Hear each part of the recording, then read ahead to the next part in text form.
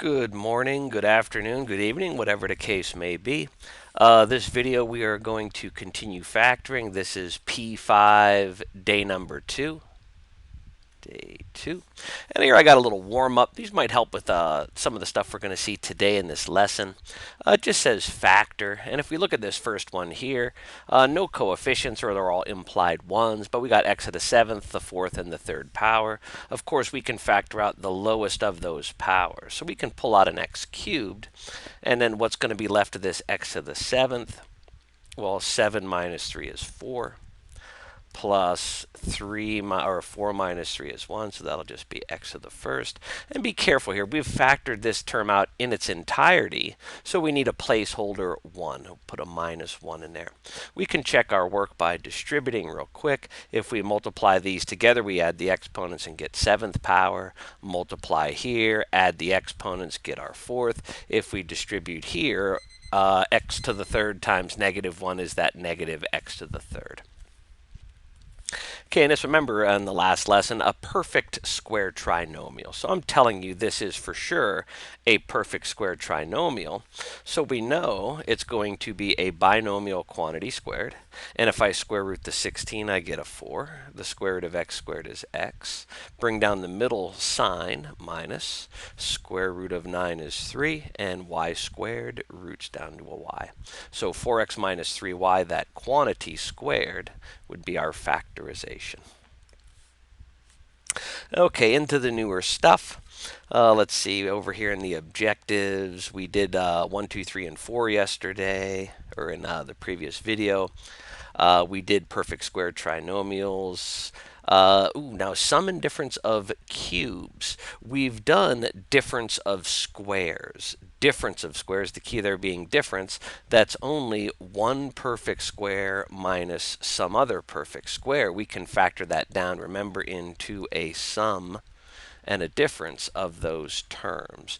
But when it comes to cubes, we can factor x cubed plus y cubed, as well as x cubed minus y cubed.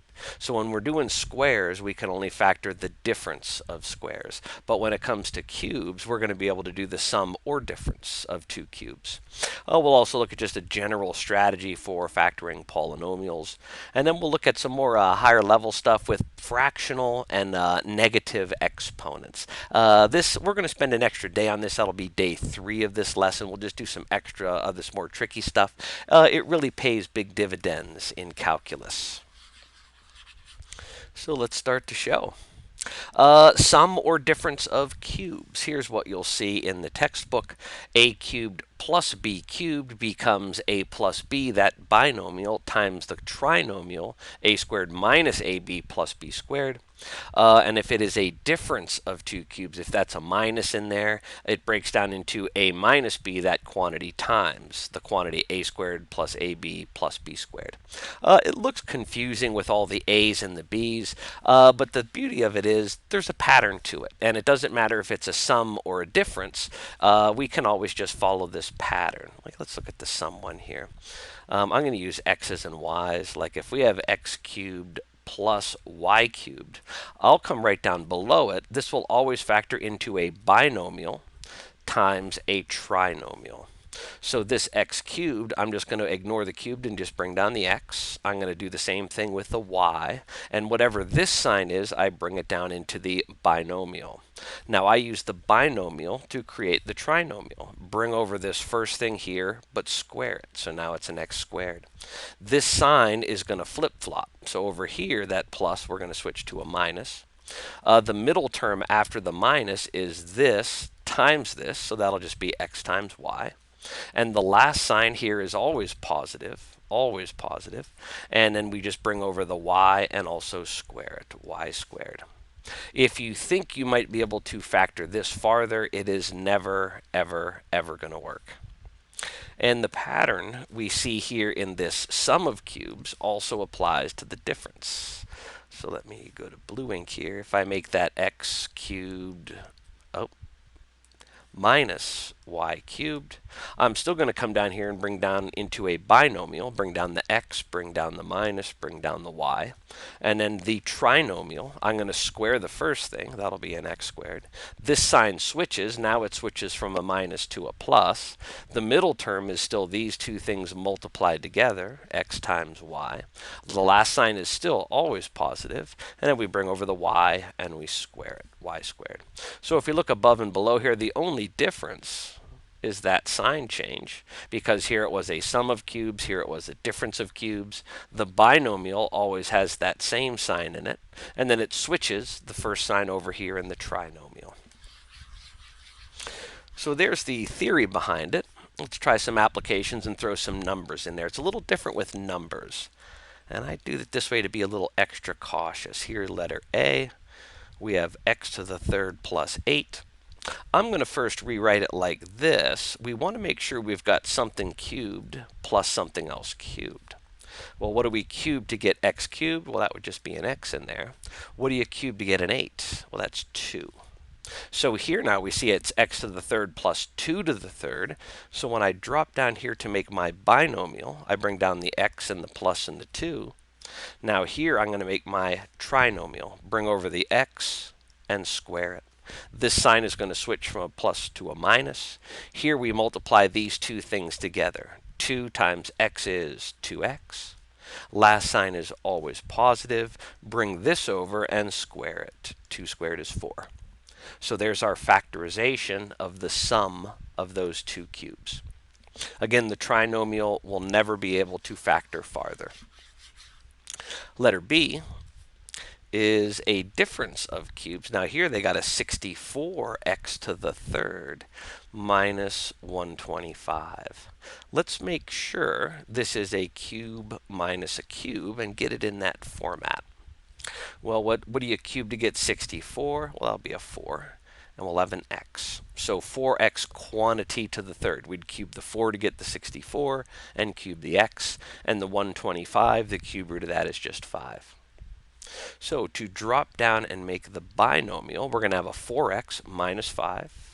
4x minus 5. Here's the number one mistake I see students make in a problem like this. When we're going to bring this over and square it, many times I'll see a student bring over a 4x squared. Remember, we also got to square the 4, so that's going to be a 16x squared. This sign is going to switch from a minus to a plus, and here we multiply these two terms together. 5 times 4x is 20x. Last sign is always positive. Bring this over and square it. 5 squared is 25. And there's our factorization. Here's one for you to try on your own. So just try that little pattern there. Pause the video and try the problem, and then start it back up and see if you got it right.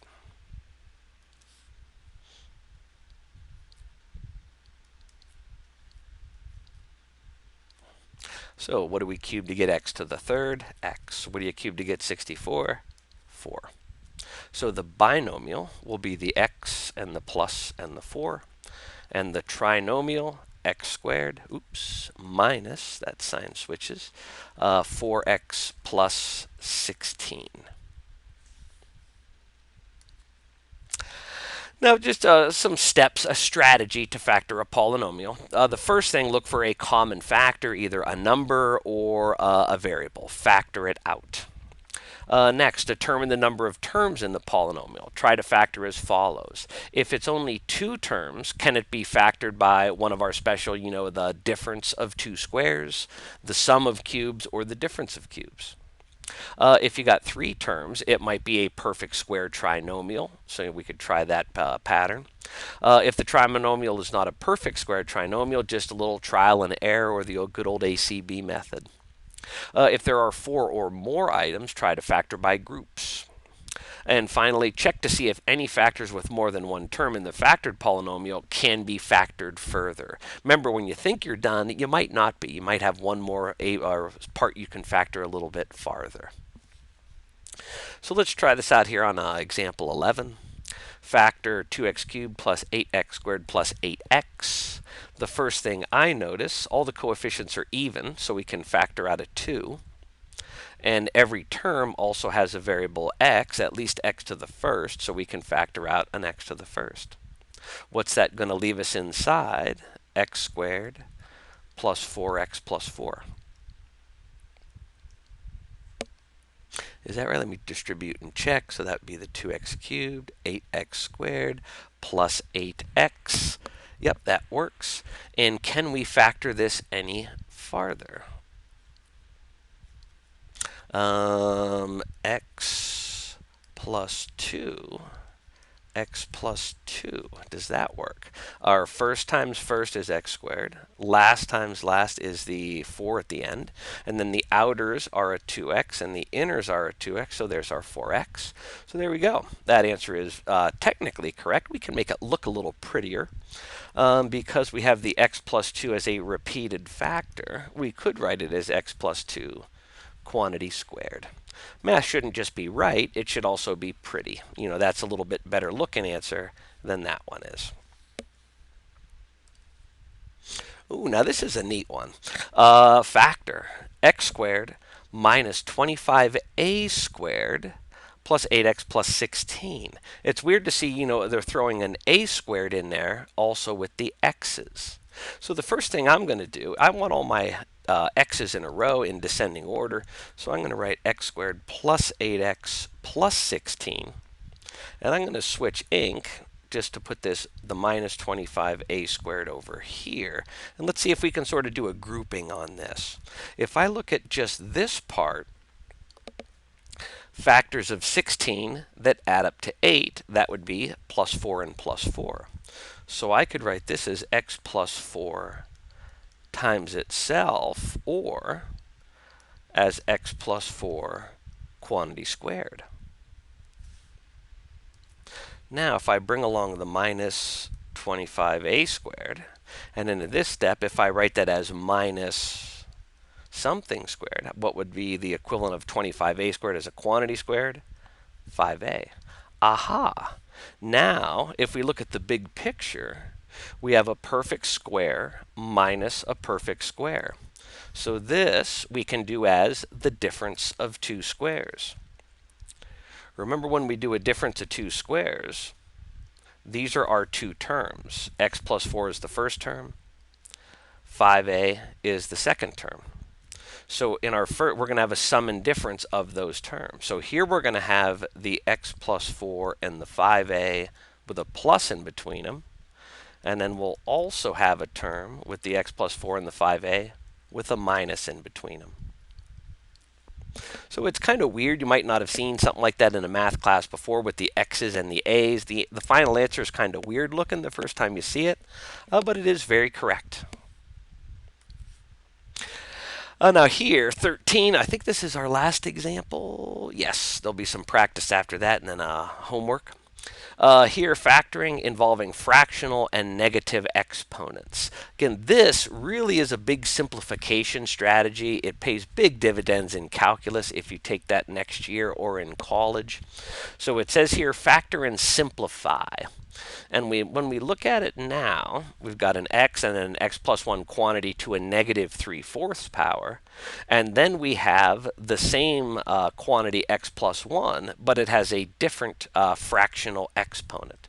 And the strategy here is we factor out the lesser of the exponents. Whichever one is smaller, we're going to factor out. Let me do this. This won't be in your notes. I'm just going to make this up on the fly.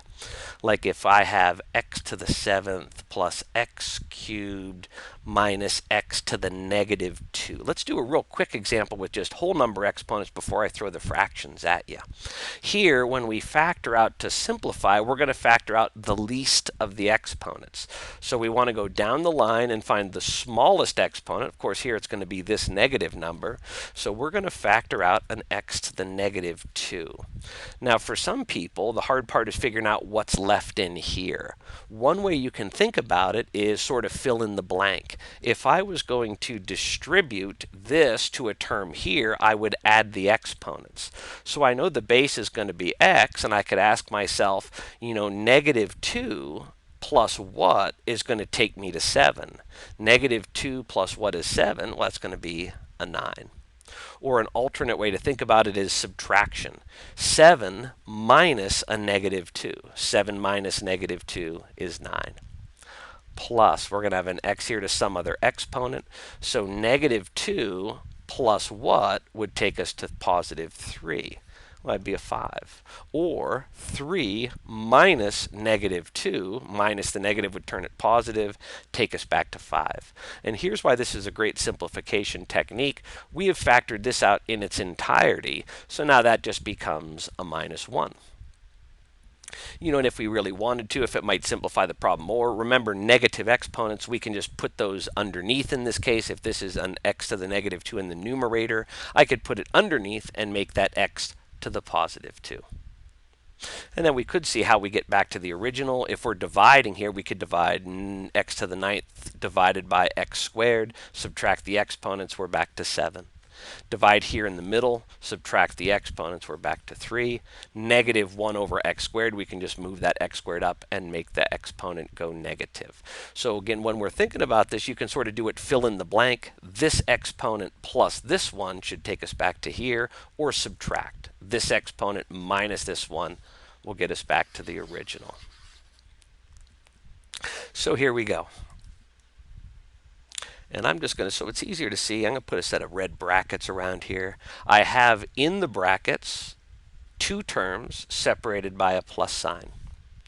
Each term has a common x plus 1 quantity. So this is what's going to get factored out. If I stick with my color coding, I'll keep my red brackets. And I'm going to factor out, again, I underlined it in blue, a quantity x plus 1. And I'm going to factor out the lesser of the exponents. Of course, if there's only a negative exponent, it's going to be that negative exponent. So we're pulling out the negative 3/4 exponential power. So stick back to red. Here's the plus sign in the middle. Let's figure out what's left of each term. Since we factored this one out in its entirety with the negative 3/4 exponent, that got pulled out front entirely. So there would be a placeholder 1 there, but we also have an x that will work as a placeholder. So there's an x left there. I don't want to restart. Okay. This term now is good. There's going to be something left of it. We know that the base x plus 1 is going to be there, but we got to figure out our new exponent. So sort of if we do it fill in the blank, negative 3/4, let me make sure you see that negative. Negative 3/4 plus what would take us to 1/4, or the alternate way, 1/4 minus a negative 3/4. 1/4 minus negative 3/4, that switches to plus. You add them up and you get 4/4, or first power. And again, here's why this becomes really slick in calculus for simplifying some problems. Because now that these parentheses are to the first power, we can just drop the parenthesis. If this was a negative, we would distribute that negative. But here we have this x plus, drop the parenthesis, or distribute this positive 1, and you have x plus 1. Now, last thing. Here, x plus 1, that's just 2x plus 1. 2x plus 1. And let's get rid of this negative exponent by moving it down to the denominator. So underneath, we will have our x plus 1 quantity, but now it's to the positive 3/4. So let's just see how far we've gone in this problem. Here's where we started. That looks pretty nasty. X plus 1 quantities to different exponents. One of them was negative. When we did this simplification technique, we're now down to a much more concise answer.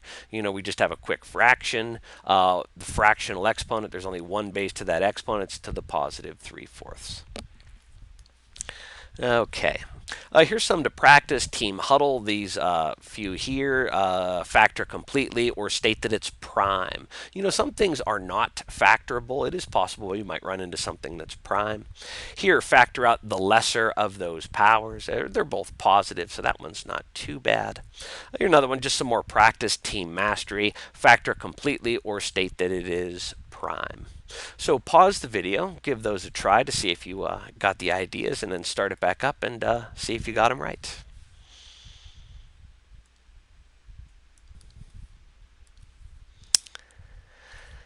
All right, let's look at number 67 here.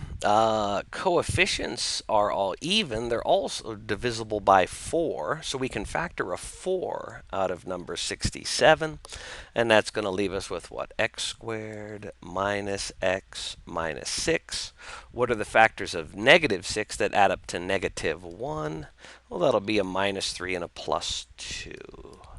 Minus 3 and plus 2. Those numbers add up to the negative 1. They multiply to the negative 6. Factored fully. Number 69, I see the coefficients are even, so let's pull a 2 out of there. And we're left with x to the 4th minus 81. Now, 81 is a perfect square. I could write that as 9 squared. And x to the 4th, because the exponent's even, I can write that as x squared squared. And as I'm working my way down here, I don't want to lose track of that 2. That is important there.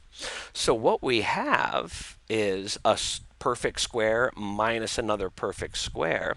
So remember, that's going to be a sum and a difference. So we're going to have an x squared and a 9, and another x squared and a 9. One of them will be a plus, another will be a minus.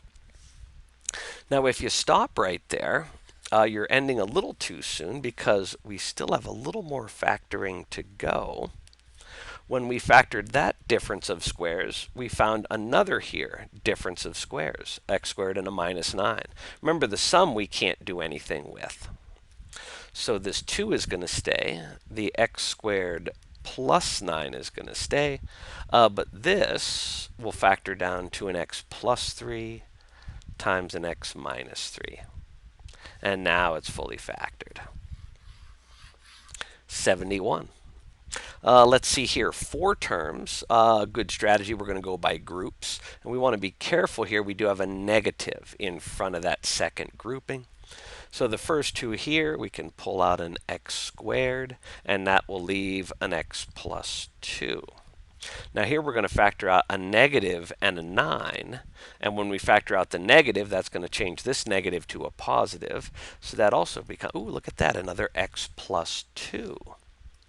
So if I imagine some red brackets around the whole thing, I can factor outside the red brackets this x plus 2 quantity.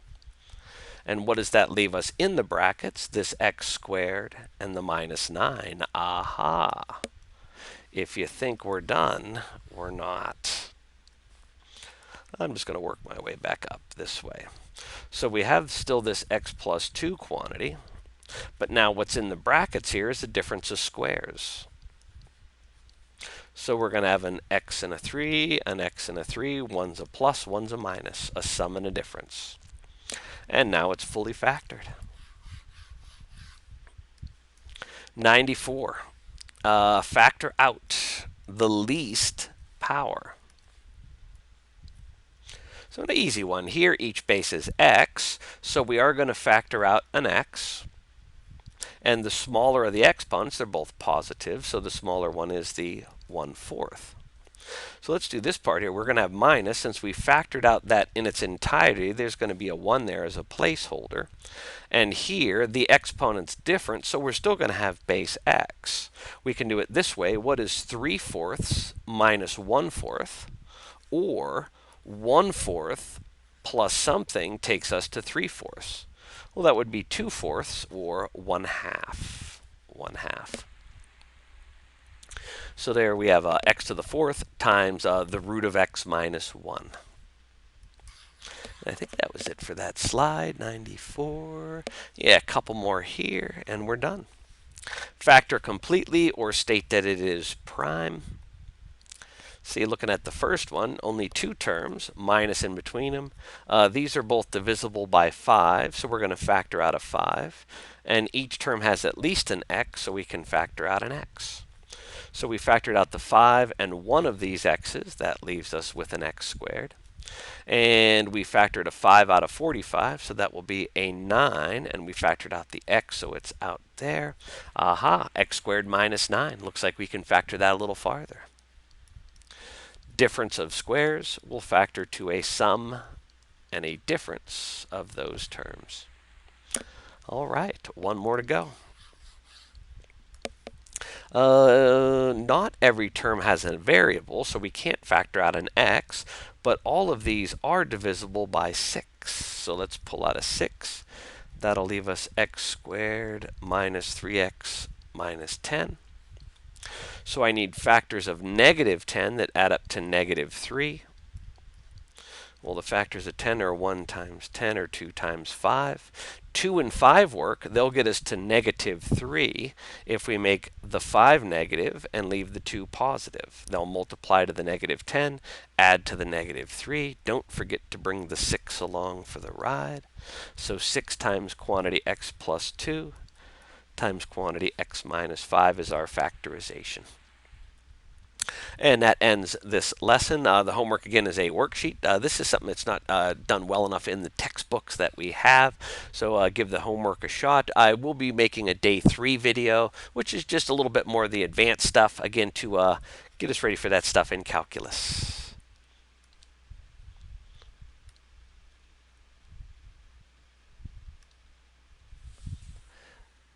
Oops.